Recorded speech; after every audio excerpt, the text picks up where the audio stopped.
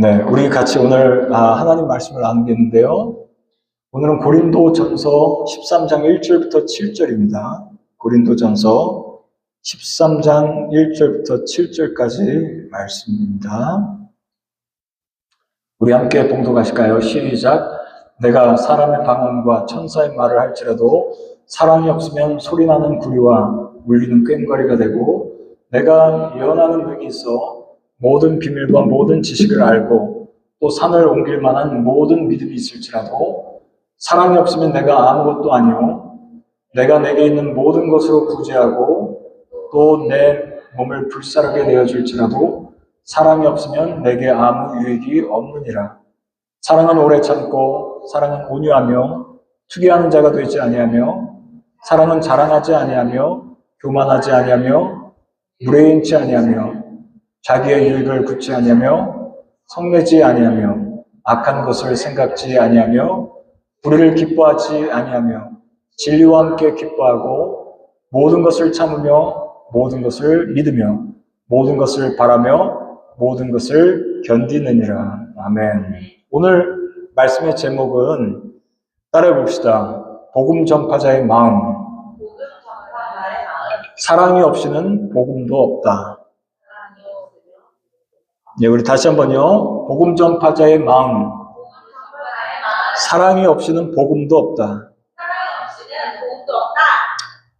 여러분, 복음 전파라는 말을 우리가 자주 씁니다. 복음 전파합시다. 이런 말씀을 많이 합니다. 그래서 보면은 전도 집회도 있고, 또 선교사님 파송하는 파송식도 있고, 도시복음화 합시다. 이런 얘기들을 많이 합니다.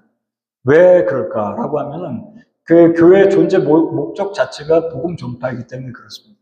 교회가 왜 존재할까라고 했을 때 영혼 구령을 하기 위해서 교회가 존재를 하고 있습니다. 그런데 우리가 이제 복음을 전한다라고 하는 말씀은 알고 있지만 정작 우리가 복음의 심장을 잃어버리고 그리고 복음을 전할 때가 있다라고 하는 거예요. 그게 뭐냐라고 했을 때 복음이 단순히 전달되는 게 아니라 사랑이 전달되는 것이다라고 합니다. 복음의 핵심이 뭘까라고 합니다. 지금 제가 한 이미지를 같이 나누는데요. Repent, repent, repent라고 해요. 회개하라, 회개하라, 회개하라. 복음 전파에 대한 메시지가 여기저기 많이 있는데 복음 전파의 메시지가 여기저기서 많이 들리지만 때로는 우리 마음속에 공허함을 느낄 때가 있습니다. 그 왜 그럴까라고 하는 거예요. 왜 그럴까? 오늘 본문 말씀 중에 보면 내가 사람의 방언과 천사의 말을 할지라도 사랑이 없으면 소리나는 구리와 울리는 꽹과리와 같다 말씀하셨습니다. 우리가 복음을 전해야 됩니다라고 하는 많은 말들을 하지만 그 안에 정말로 사랑이 있는가? 그게 오늘 우리가 생각해 볼 부분입니다. 왜냐하면 사랑이 없으면은 소음에 불과하기 때문에 그렇습니다. 여러분, 복음의 본질이 지식일까요? 아니면 사랑일까요? 네? 복음의 본질이 지식일까요? 사랑일까요? 사랑이죠. 사랑입니다. 여러분, 오늘 고린도전서 13장인데요. 고린도 교회가요. 보면은 굉장히 은사도 많고 능력도 많았던 교회예요. 그런데 거기에 바울이 뭐라고 얘기하냐면 이 교회에 본질적인 게 보이지 않는다라고 하는 얘기를 하고 있습니다. 그래서 우리가 한번 이걸 생각해 봐야 되겠다. 여러분, 복음을 전할 때 복음 전하는 게 사랑으로 전하는 겁니까? 아니면 우리가 열심으로 전합니까? 이게 왜 중요하냐면은 우리가 때로는 복음을 전할 때 의무감으로 전할 때가 있습니다. 전해야 하니까 그냥 전해야지. 내가 해야 하니까 하는 거다. 아니면 내 만족을 위해서 복음을 전하는 경우가 있어요. 내가 이거를 채워야지만 되는 어떤 숙제와 같다라고 하는 거예요. 근데 그게 아니라 주님께서 원하시는 것은 마음의 사랑을 밑바탕으로 하고 복음을 전해다오 이렇게 말씀하고 계십니다. 왜냐하면 우리가 보면 너무 많은 경우에 형식이 됐기 때문에 그렇습니다. 네, 우리 한 자매가 얘기를 했어요. 교회가 미래교회가 어떤 교회가 돼야 될까? 라고 했을 때 이 교회는 따뜻함이 있어야 됩니다. 그 따뜻함은 어떻게 해서 오냐? 사랑밖에 없습니다. 사랑. 오늘 읽은 우리 본문 말씀 보면 고린도전서 13장에 이 말씀이 주로 결혼식 때 낭독되는 경우가 있습니다. 사랑은 오래 참고, 사랑은 온유하고. 근데 바울이 결혼식에 쓰려고 이거를 한 건 아니잖아요. 이 말씀은 오늘 우리에게 복음을 전할 때 이 마음을 가지고 전해야 된다라고 하는 말씀을 지금 하고 있는 거죠. 여러분, 사랑 없는 복음은 공허하다. Love is at the heart of our evangelism. 우리가 복음을 전할 때 이걸 잊지 말자라고 합니다. 이게 중심이다라고 합니다. 우리 첫 번째로 생각해 볼 것은 뭐냐면요. 사랑이 없이는 어떤 복음이 될까? 율법이 되고 만다라고 합니다. 이 말씀 다시 한번 읽어봅시다. 시작. 내가 사람의 방언과 천사의 말을 할지라도 사랑이 없으면 소리나는 부리와 울리는 꽹과리가 되고 내가 예언하는 능히 있어 모든 비밀과 모든 지식을 알고 또 산을 옮길 만한 모든 믿음이 있을지라도 사랑이 없으면 내가 아무것도 아니요. 내가 내게 있는 모든 것으로 구제하고 또 내 몸을 불살하게 내어줄지라도 사랑이 없으면 내게 아무 유익이 없느니라. 아멘. 바울은요. 그 교회의 본질적인 문제를 꿰뚫어 보고 있었습니다. 여러분, 고린도 교회는요, 정말 이 사람도 방언하고, 이 사람도 방언하고, 혹은 저 사람은 예언을 하고 있고, 이 사람은 방언 통역을 하고 있고, 또 병을 고치는 은사도 있고, 대단하게 보입니다. 교회가 굉장히 대단하고 멋지게 보인다는 거예요. 저는 기본적으로 그 모든 은사들을 인정합니다. 그러나 그 모든 은사들과 능력들 밑바탕에 있어야 될 것이 뭐냐라고 하는 거예요. 그게 바로 사랑이다라고 하는 것을 말씀합니다. 만약에 그 사랑에 빠진 상태에서 온갖 능력들이 다 나타날 수 있냐? 있습니다. 굉장한 통찰이죠. 사랑 없이 그게 가능하냐? 가능하다는 것을 발견한 겁니다. 그래서 여러분, 저도 예전에 보면 기도원에서 어떤 능력 있는 그 사역자가 막 병을 고치세요. 그리고 손만 대면 안수하면 병이 낫고 그렇습니다. 그리고 방언이 막 터지고 그런 거 봤어요. 근데 그런 경우에 잘못 가는 경우들을 많이 봤거든요. 왜 그러냐라고. 왜 그러냐면 성령의 역사하심이 사랑 없이 전파됐을 때 잘못 가는 경우를 보게 된다는 거예요. 그러면 우리는 어떻게 해야 되느냐라고 하는 거예요. 제가 이제 어떤 크리스찬을 만날 때 느꼈던 감정입니다. 그분 믿음 대단합니다. 그리고 굉장히 스마트하시고 예언하는 어떤 은사도 있어요. 그런데 그분 곁에서 이야기를 나눠보면 뭐가 없냐면 따뜻함이 없는 거예요. 사랑이 없고 그냥 이성적인 것만 있습니다. 그랬을 때 제가 생각하는 거예요. 여기는 따뜻함이 없나? 그런 생각을 하게 돼요.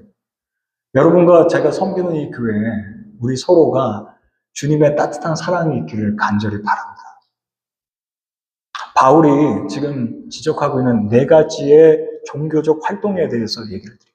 먼저는 방언과 천사의 말이라고 얘기해요. 여러분, 방언하는 것 우리가 하면 너무나 유익이 있습니다. 왜냐하면 기도할 때 방언 기도를 하게 되면은 좋죠, 당연히. 길게 기도할 수 있고 또 영적 기도를 할 수가 있습니다. 그런데 고린도 교회에서 바울이 발견한 것은 뭐냐면 이걸 가지고 내가 더 자랑하는 거예요. 내가 방언한다. 넌 못하지? 내가 더 영적으로 우월하다. 그러니까 내가 더 뛰어난 사람이 이렇게 가면 안 되지 않느냐라고 하는 거예요. 그 다음에 예언과 지식하는 것에 대해서 또 얘기를 하고 있습니다. 종교 활동 중. 예언하면 좋죠. 저는 이거 인정합니다. 예언이 있다는 걸 인정해요. 그 다음에 지식의 은사 다 인정합니다. 그런데 중요한 것은 뭐냐면 예언을 할 때 조심해야 될 게 있는 거예요. 뭐냐면 그 사람을 살려야 되는 것입니다. 그 사람을 죽이는 방향으로 갈 수도 있다라고 합니다. 제가 한국에 있을 때 아주 유명한 예언하시는 분이 저를 놓고서 안수기도를 해주시면서 이런 예언을 하셨어요. 당신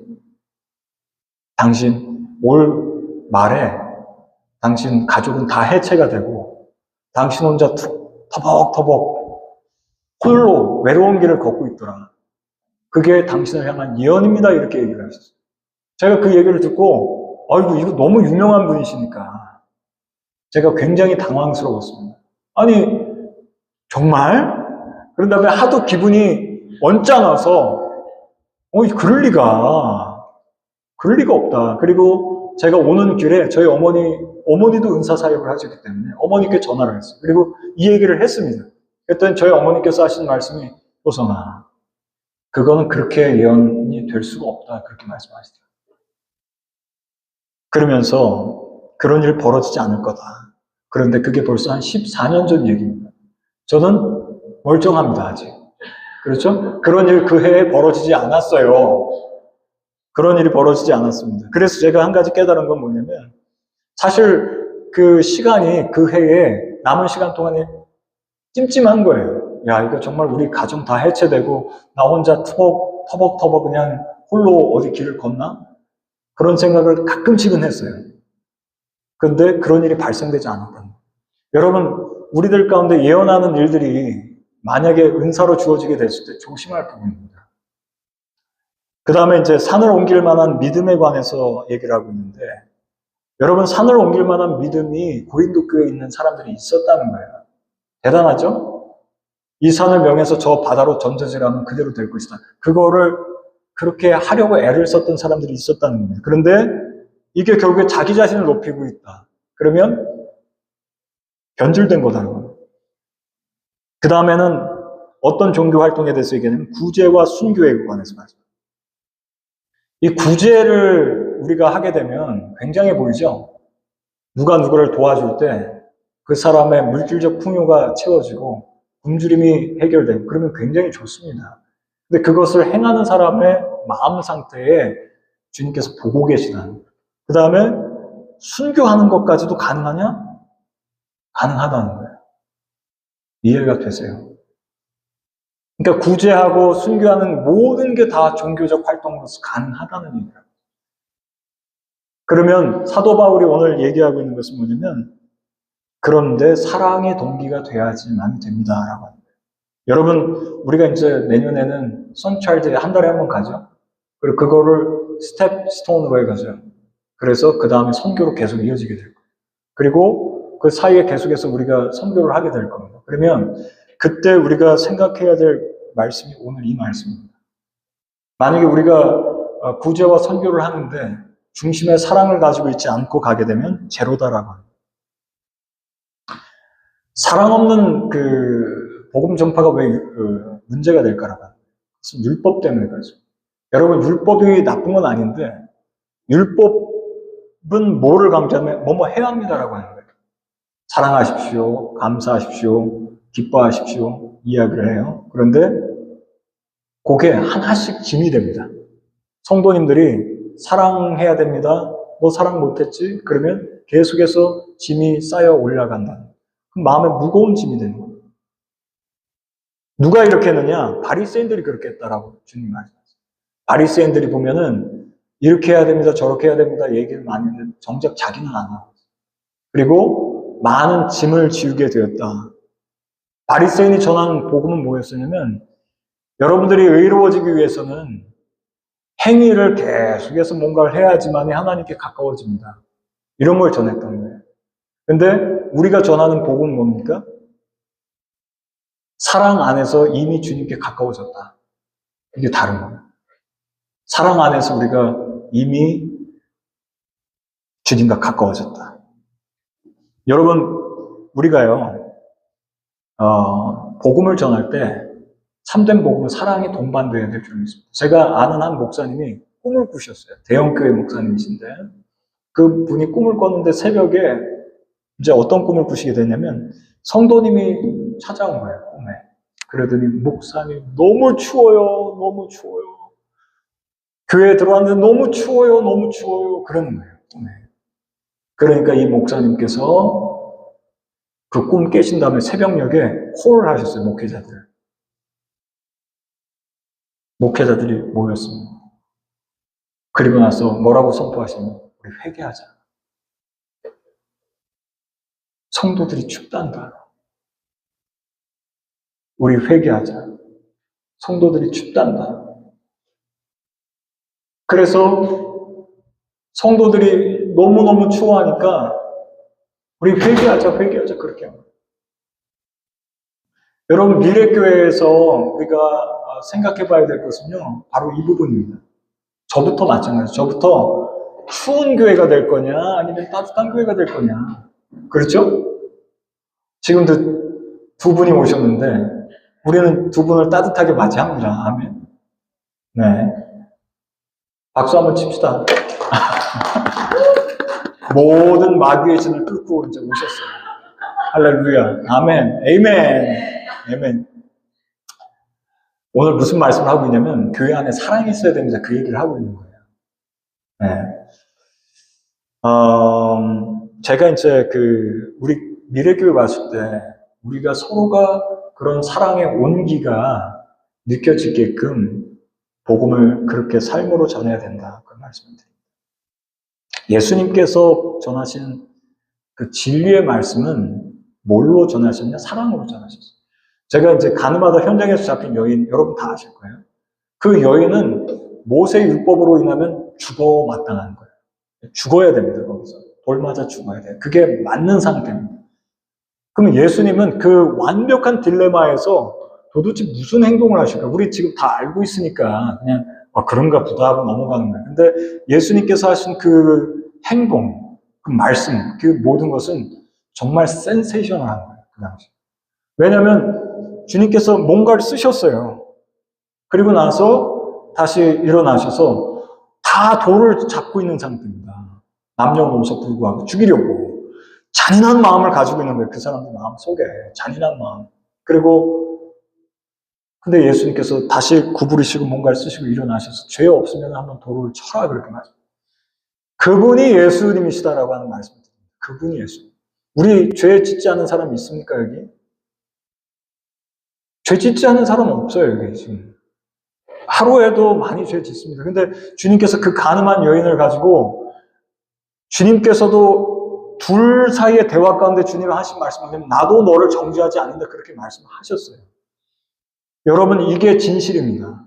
여러분 정죄 그리스도 예수 안에서 마귀의 정죄와 더불어서 우리 스스로도 정죄하지 마십시오. 율법은 뭐라고 얘기하냐면 너는 죄인이니까 끝났어라고 얘기를 합니다. 근데 복음은 뭐라고 하냐면 아직 희망이 있다 이 말씀을 분명하게 하고 있어요. 제가 한 글을 읽었는데요.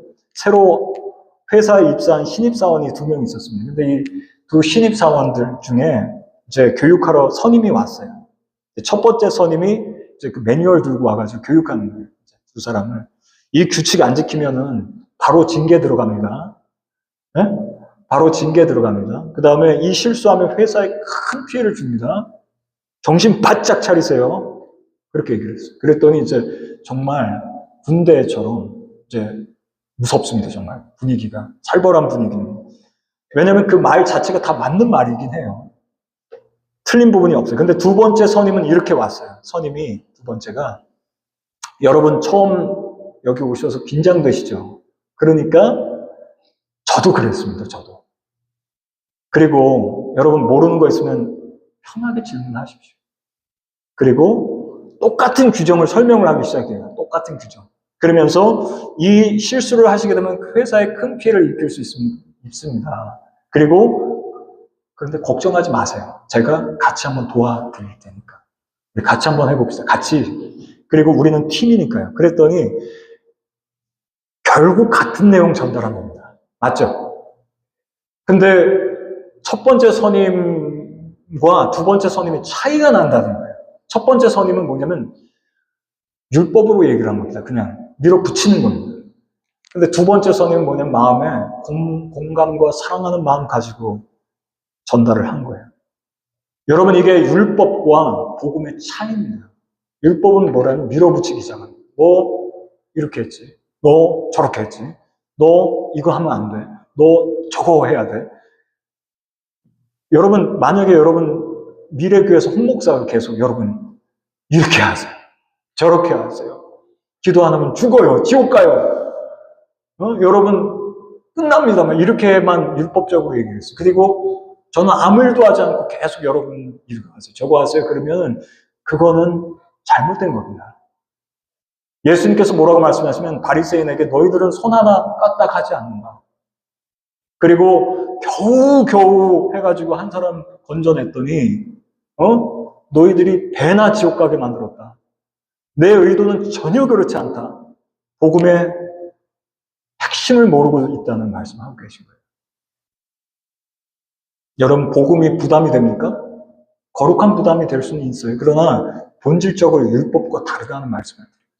두 번째로 나눌 것은요, 사랑은 복음 전파자의 정체성이다라는 말씀을 드립니다. 여러분, 오늘 읽은 본문 말씀에 보면 사랑 대신에 예수님을 넣어서 읽어보시면 알 수가 있을 거예요.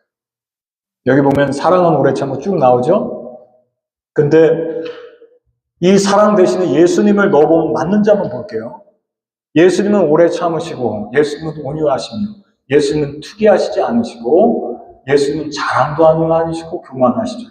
무례하신 적도 없고 자기 유익을 보지도 않고, 성내 치지도 않고 악한 것을 생각지도 않고, 불의를 기뻐하지 아니하시고 진리와 함께 기뻐하셨다.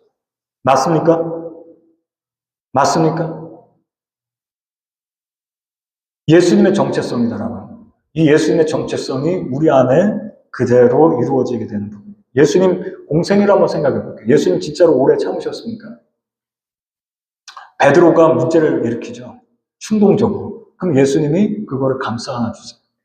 그분이 예수님. 그래서 도마가 의심을 합니다. 예수님 못 믿겠다. 그러면 우리 같으면 야, 정말 그렇게 할 수 있냐? 정죄할 수 있었거든요. 근데 예수님 그렇게 안 하셨어요. 일주일 뒤에 다시 나타나셔가지고 도마야, 와서 한번 만져봐. 내 옆구리를 만져봐. 그분이 예수님이지.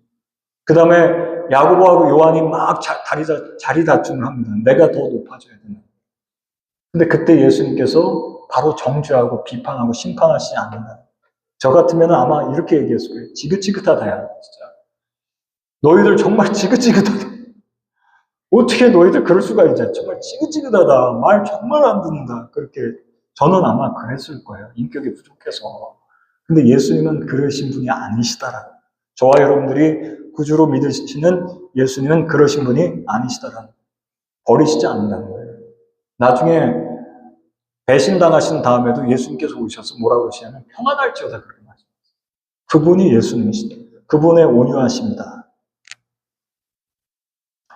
예수님께서는 죄를 정죄하는 방식을 사용하시지 않으셨어요. 절대로. 그리고 세리와 창녀 그리고 죄인들에게 가까이 가시면서 그들의 이름을 불러주셨는데 깡패, 사기꾼 다 그래요. 언제가 저희 어머님이 그러시는 거예요. 제가 이번에 복음을 전하러 어떤 분한테 찾아가야 됩니다. 근데 그분 조금 무서우신 분인 것 같아요. 그랬어요. 그랬더니 어머님이 처음에 그랬어요. 가지 말아라 그러시더라고요. 근데 제가 이렇게 말씀드렸어요. 엄마, 주의 종이 사실은요, 다 만나야 됩니다. 저를 속이는 거 알면서도 가야 됩니다. 그리고 깡패도 만나야 됩니다. 사기꾼도 만나야 됩니다. 왜냐면 예수님이 그렇게 하시기 때문에 그래요. 그랬더니 어머님이 나중에 저한테 그러세요. 미안하다 그러시더라고요. 미안하다. 네 말이 맞다 그러시더라고요. 그 다음에 여러분 예수님의 사랑을 생각할 때 예수님의 사랑이 오래 참으신 게 맞으시죠? 베드로 아까 말씀드렸는데 베드로가 오늘 이제 찬양 세 번째 찬양 베드로 참 말 정말 안 했습니다. 근데 베드로가 예수님 세 번 부인한 다음에 다시 부활 후에 예수님을 만나죠. 어디서요? 디베랴 호숫가 바닷가에서 예수님을 만납니다. 그리고 예수님께서 그 베드로 만나시러 오신 거예요. 가신 거예요, 거기. 그리고 베드로가 물에 한번 뛰어들었다가 나와가지고 젖은 상태로 그 불 가운데 주님께서 마련해 주신 식탁에 참여합니다. 근데 그때 예수님께서 물어보세요. 네가 나를 사랑하니? 네가 나를 사랑하냐? 아니, 인간적으로 봅시다. 베드로가 얼마나 문제가 있어요. 그러면 그 정도면은 딱 만나자마자 이렇게 얘기해야 되는 거예요. 너 왜 그때 그랬냐? 너 왜 그때 그랬어? 그게 우리의 일반적인 생각입니다. 너 왜 그때 그랬어? 이렇게 접근을 하겠죠. 근데 예수님의 접근은 다르다는 거예요. 네가 나를 사랑하냐? 너 왜 나를 배신했냐가 아니고 네가 나를 사랑하냐? 세 번 물어보시죠. 네가 나를 정말로 사랑하니? 사랑하니? 필레오로 사랑하니?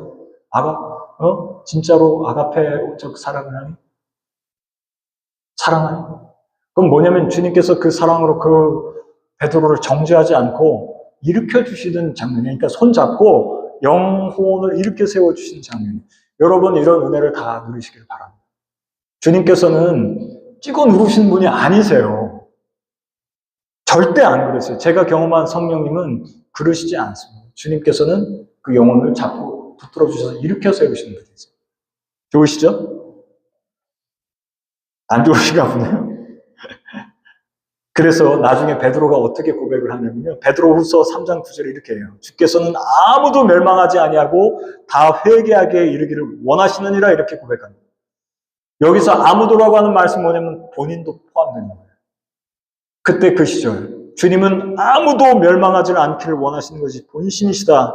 다 회개해서 살게 하시기를 원하시는 것이 본심이다라는 것을 전하셨습니다. 베드로후서에서. 한 어머니가 있었는데 아들이 교회를 떠났어요. 20년 넘게 떠났는데 술을 취해가지고 집에 들어오면서 하나님이 어디 있어? 이래요. 교회 앞을 지나가면서 욕을 할 때가 있어요. 이 아들. 아이고 이거 교회 이거 가짜 교회네. 근데 그 엄마가 계속해서 아들을 위해서 기도하십니다. 근데 그 아들을 이제 주변 사람들이 고만하시오. 그래서 내 아들 하나님이 사랑하시는 아들이고 포기하지 않으신 줄 믿습니다. 그러면서 계속 기도하시는 어머니가 있었어요. 그런 다음에 이 아들이 나중에 회심을 한 다음에 이렇게 고백을 해요. 나한테 복음을 전해준 사람이 많이 있었죠. 그런데 나를 기다려준 사람은 어머니 그분 한 사람뿐이었습니다라고 얘기를 하고 있어요. 어머님은 나를 기다려주셨다. 많은 공허한 복음들이 있었는데 어머님은 기다려주셨다. 그분이 어머님이시면서 그분이 예수 그리스도시다라는 말씀입니다. 그 다음에 사랑은 무례히 행치 아니한다 오늘 말씀이 있죠. 무례히 행한다. 왜 무례하게 행할까요? 내가 너보다 더 낫다라는 생각을 하기 때문에 무례하게 행동하죠. 무례함이라고 하는 것은 참 불편하게 만듭니다. 그러나 무례하지 않다, 사랑은. 예수님은 무례하신 적이 없다. 여러분, 우리가 하나님께서 죄인을 보실 때, 우리들을 보실 때 어떻게 보실까라고 하는 거예요. 우리를 보실 때 하나님은 우리 그 자체 단면만을 보시지 않고 그 이면을 계속해서 보십니다. 뭐냐면 그분의 형상과 그분의 모양을 보고 계신 거예요. 여러분들과 저의 본래 정체성, 원래 근본적 정체성은 그분의 형상과 모양입니다. 그래서 주님께서 여러분들을 보실 때 왜 부드럽게 대하시고 따뜻하게 대하실 수밖에 없나? 그것은 주님의 형상이 있기 때문에 그렇습니다. 그렇게 주님께서 지으셨어요. 어떤 사람이 막 욕을 해요. 그러면 예수 믿는 사람들은 어떻게 그 사람을 보는가라고 했을 때, 저 사람 오랫동안 아팠구나. 아팠구나. 그 사람 이면을 보는 거예요. 아팠구나, 저 사람. 누적된 상처를 보기 시작합니다. 어떤 사람이 굉장히 차가운 사람이 있는 경우가 있어요. 그러면 그 사람을 볼 때 차가운 사람 그 자체로 보는 게 아니고 그 사람의 영혼의 목소리가 나 좀 사랑해 주세요라고 하는 걸로 다시 들린다라고 합니다. 복음 안에서는요, 정죄로 끝나버리지가 않고 그 이면을 계속해서 보는 거예요. 참 신기한 일입니다. 이건 저에게도 하는 말이에요. 홍 목사. 그 누구든지 그렇게 좀 봐라야. 그 누구든지 그 사람의 바로 그 단면만 보지 말고 그 사람의 이면을 좀 볼 수 있도록 부탁한다라고 합니다. 그 다음에 사랑은 진리와 함께 기뻐한다라고 말씀하셨는데 이게 뭐냐라고 하는 거예요. 여러분 우리가 이런 경우가 있어요. 야, 다 괜찮다. 야, 그 죄 지어도 다 괜찮아. 다 괜찮아. 그러니까 지어라. 이렇게 하면은 사실은 반쪽짜리입니다. 반쪽짜리. 주님께서는 죄를 죄라고 부르지 못하는 사람은 말이 안 된다라는 거예요. 그런데 주의할 점이 있습니다. 이게 정말로 주의할 점이에요. 우리 모두 다 생각을 깊이 할 부분인데 죄를 죄라고 부르긴 해야 된다. 어떻게 불러야 된다. 방법적으로.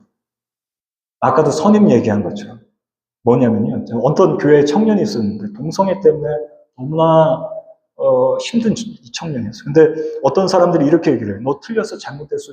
그냥 너 성경적으로 보면 완전히 너는 버림받은 영혼이다. 막 이렇게 얘기해요. 또 반대로 어떤 사람들은 그래요. 괜찮아.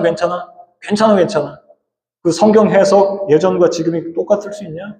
그거 뭐 죄 아니야. 이렇게 양극단이 있는데 어떤 한 장로님이 이 청년에게 가서 이렇게 얘기를 해요. 나는 네가 가고 있는 길이 하나님 말씀 앞에서 바른 길이라고 생각하진 않는다.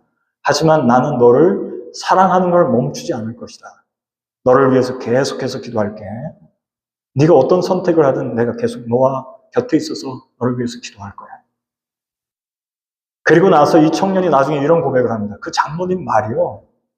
저를 진 눌러버리는 정죄는 아니었고 아무 기준도 없는 수용도 아니었고 진리 안에서 나를 품어준 사랑이었습니다. 이렇게 고백을 합니다.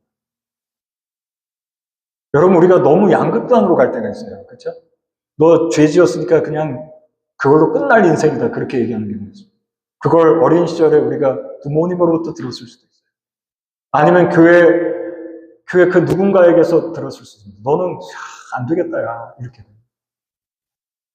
근데 그거냐 아니면 우리가 어떻게 그 이야기를 지혜롭게 할 수 있는가. 사랑을 마음에 품고. 마지막 세 번째로요. 사랑 있는 복음은 생명을 낳을 수 있다고 하는 거죠. 오늘 말씀 중에 고린도전서 7절, 13장 7절 이거 한번 같이 읽어볼게요. 시작.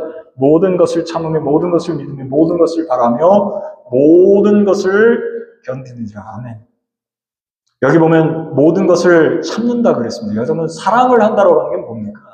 보면 우리가 여기 결혼 안 하신 분들도 계시지만 사랑할 때 보면 짜릿한 경험. 그렇죠? 아니면 막 맛있는 거 먹고 막 짜릿해. 그래서 뭐든지 짜릿해야 돼. 근데 만약에 한 번 짜릿하지 않아. 그러면 고민하죠. 헤어져야 되겠다. 예전에 그 김혜수 씨인가요? 영화 배우 김혜수 씨가 그 얘기를 하더라고요. 소개팅 해가지고 어떤 남자를 만났는데 모든 게 이상형이었대요. 나이스였대요. 그래서 그 커피숍에서 만나서 얘기를 쭉 한 다음에 마지막에 자리에서 딱 일어나는데 그 남자 소개팅하는 그 남자애가 가방을 이렇게 딱 걸쳐 맸는데 그 옛날 도시락에 그 우리가 밥 먹고 나면 그 뭐죠?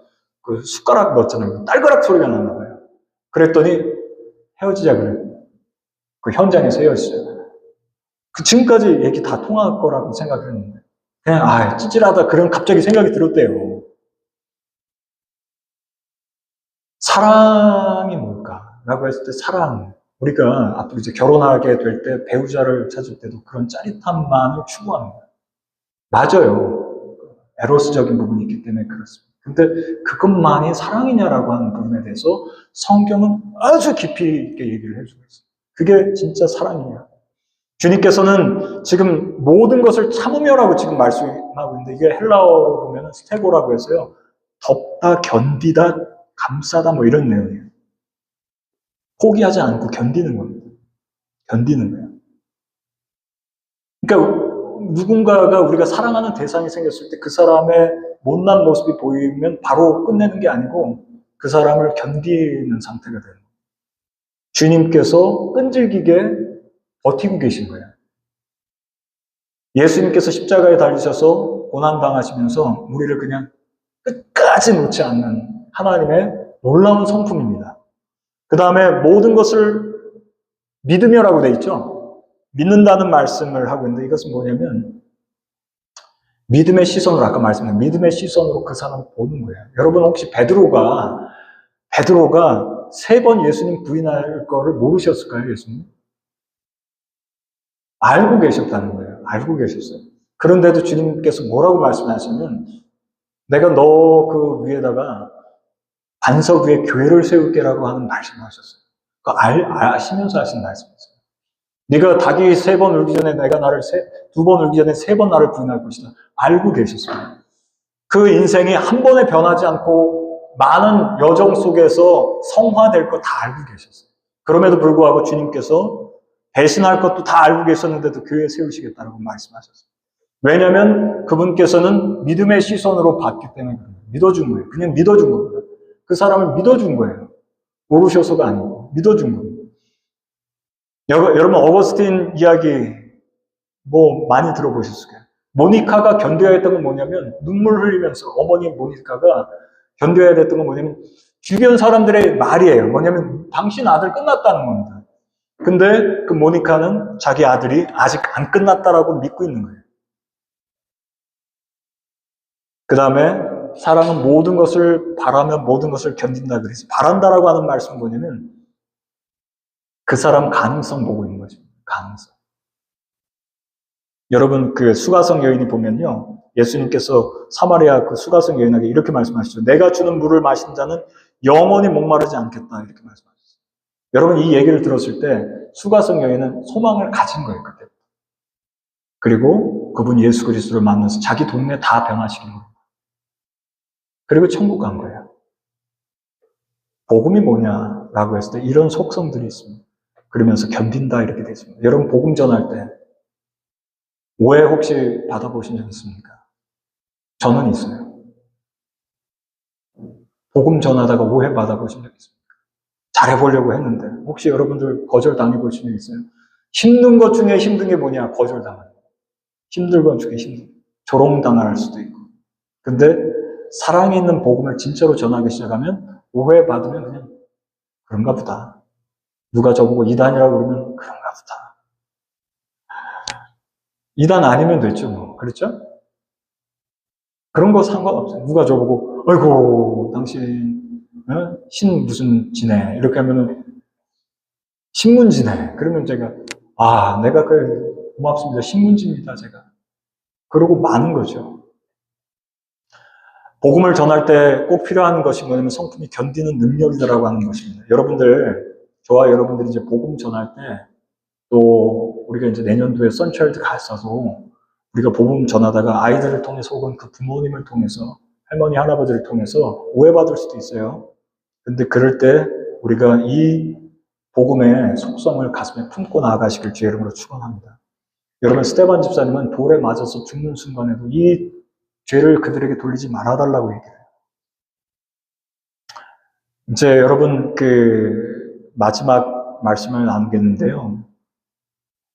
우리가 내년도에는 한 달에 한 번씩 선교를 가기로 결정을 했습니다. 리더십에서 일단 걸쭉 결정을 했어요. 선차일드로 갑니다. 여기서 3시간 반 거리예요.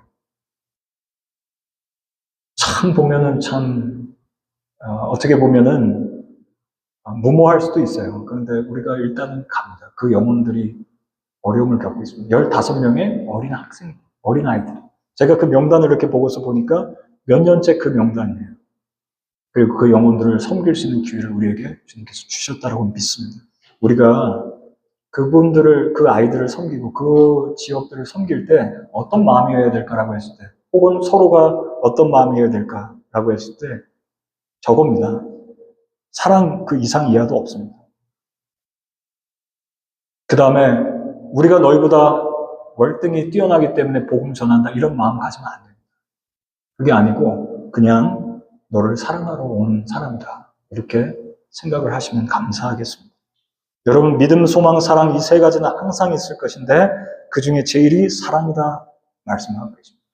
저와 여러분들이 사랑에 목마른 사람들에게 사랑을 잘 전달했으면 좋겠습니다. 미래교회에서 해야 할 일이 뭘까? 프로그램은 사실은 아니에요. 프로그램은 사실 아닙니다. 있으면 좋은 거고 더 세련되면 좋은 거고 아니면은 사실은 줄어들어도 상관은 없어요. 하지만 사랑은 없으면 안 됩니다. 오늘 바울이 고린도 교회에서 하는 핵심적인 메시지는 그 교회에 능력도 있고 은사도 있고 다 있어서 겉으로 봤을 때 대단한 교회처럼 보인다는 거예요. 근데 사람은 속일 수 있지만 하나님은 못 속인다는 거예요. 그 교회에 사람이 아무리 많이 모여도 별 능력이 다 나타나도 그 속에 사랑이 없이 만약에 그렇게 한다? 그러면 그 교회가 잘못 가고 있다는 것을 고린도 교회 바울이 얘기를 해주고 있는 겁니다. 마지막 이 말씀으로 이제 기도하겠습니다. 요한복음 13장 35절에 보면 너희가 서로 사랑할 때 이로써 모든 사람이 너희가 내 제자인 걸 그때서야 알 것이다. 어떻게 제자인 것이 증명될까? 사랑할 때 알게 될 것이다. 오늘 그 일들이 우리 안에서 우리 교회에서 일어나길 바라겠습니다. 잠깐 기도하십시다. 하나님 아버지 감사 또 감사합니다.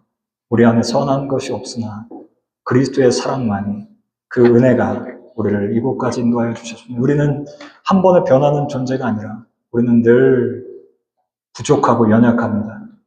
우리가 짓는 죄는 이루 말할 수가 없고 지옥 가야 마땅한 죄인이나 그리스도께서는 우리를 내동댕이 치시고 우리를 버리시지 않으시며 끝까지 붙들어 주시는 인내의 사랑이심을 감사드립니다. 조신 아버지 너무나 고맙습니다.